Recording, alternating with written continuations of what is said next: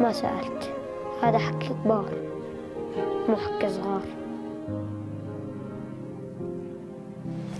الذل كتير والمرض كتير، الغرب قتلتنا.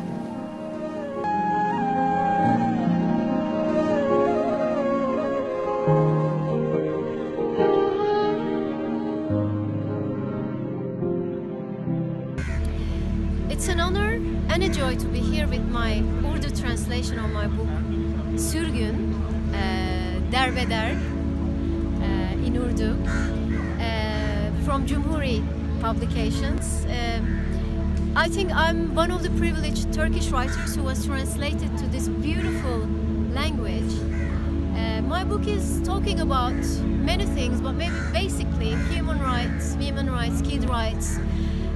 And I believe that people should be free in their countries, in their homes, in their regions, in their souls. They should be led to be who they want to be. Actually, this is what Derbeder is talking about. So thank you for printing it. Thank you for the lovely printed Urdu edition. It's a joy to me.